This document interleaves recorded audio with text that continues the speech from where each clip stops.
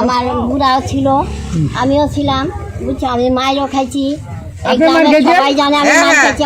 ওদের ফ্যামিলিটা পুরো মার খেতে ওনার আমি ছেলেও মার আর খেত। আমার ছেলে পরে বুড়া, আবার বিয়ে গেছিল, আমি আবার নিজে চলে খাইছি, এই পাড়ার সবাই জানে, তার সাক্ষী।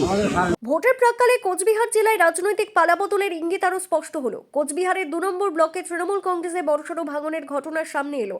তৃণমূল কংগ্রেসের প্রাক্তন ব্লক যুব সভাপতি তথা বর্তমান অঞ্চল সহসভাপতি বিশ্বজিৎ ভৌমিক সহ মোট 20টি পরিবার দল ছেড়ে বিজেপিতে যোগদান করলেন। জানা গিয়েছে, কোচবিহার উত্তর বিধানসভা কেন্দ্রের বিজেপি প্রার্থী সুকুমার রায়ের উপস্থিতিতে আনুষ্ঠানিকভাবে তারা গেরুয়া শিবিরে যোগ দেন।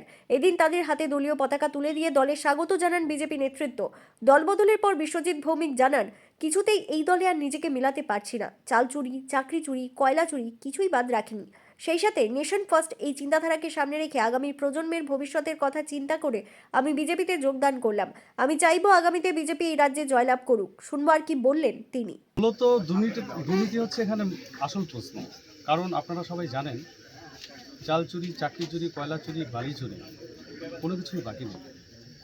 তো এই দলের সঙ্গে নিজেকে আর সম্পৃক্ত রাখতে পারছি না, অর্থাৎ খাপ মেলাতে পারছি না। কারণ আমি 2006 সাল থেকে সক্রিয়ভাবে তৃণমূল কংগ্রেসটা করি এবং বিভিন্ন সময় অঞ্চলের দায়িত্ব, কখনো ব্লকের দায়িত্ব পালন করেছি, দল যে হিসেবে নির্দেশ দিয়েছিল। কিন্তু বর্তমানে আর নিজেকে মেলাতে পারছি না। তাই আজকে সশরীরে সজ্ঞানে ভারতীয় জনতা পার্টিতে যোগদান করিলাম। আরেকটা ইস্যু আছে, সেটা হচ্ছে নেশন ফার্স্ট। আমরা ছোটোবেলায় পড়েছিলাম যে সবার আগে আমাদের দেশ, তারপর আমরা। তো ভারতের জাতীয় নিরাপত্তার স্বার্থে পশ্চিমবঙ্গে এই মুহূর্তে ভারতীয় জনতা পার্টির আসাটা খুবই প্রয়োজন। ভারতীয় জনতা পার্টিতে যোগদান করা অপর এক ব্যক্তি নারায়ণ সিংহ রায় বলেন, তৃণমূল কংগ্রেস দুর্নীতিতে ভরে গেছে, আমি এই দলে আর থাকতে চাই না। শুনবার কি বললেন তিনি। খাগড়াবাড়ি যুবলীগ অঞ্চল কমিটির সম্পাদক ছিলাম। 2011 সালে যখন তৃণমূল আসার পর থেকে এখন অবধি যা রাজ্যের পরিস্থিতি, মানে শিক্ষা, স্বাস্থ্য, কর্মসংস্থান একদম দিকে দিকে নিম্নমুখী। এখানে চুরি ছাড়া কোনো কিছু হয় না। আমাদের দেশে বর্তমানে যে প্রধানমন্ত্রী আছেন মাননীয় নরেন্দ্র দাস মহোদয়, মোদী মহাশয়, ওনার আদর্শে দীক্ষিত হয়ে আমাদের পশ্চিমবঙ্গেও শক্তিশালী বিজেপি গঠন করা প্রয়োজন। এই জন্যই আমি ভারতীয় বিজেপিতে আমি যোগদান করলাম। আমার বাড়ি মহিষবাতান 227 নম্বর, নাম নারায়ণ সিংহ রায়। কোচবিহার উত্তর বিধানসভা কেন্দ্রের প্রতিটি গ্রাম পঞ্চায়েত এলাকাতেই যেদিকেই বিজেপি প্রার্থী সুকুমার রায় যাচ্ছেন, সেখানেই দেখা যাচ্ছে যোগদান কর্মসূচি। শুনবো এই বিষয় নিয়ে কোচবিহার জেলা বিজেপি সহসভাপতি প্রণব পাল কি বললেন। যেখানেই যাচ্ছে বিজেপি প্রার্থী সেখানেই জয়েন হচ্ছে, কি ব্যাপার, এটা কি কারণ হচ্ছে? হ্যাঁ, প্রশ্নটা খুব ভালোই হয়েছে।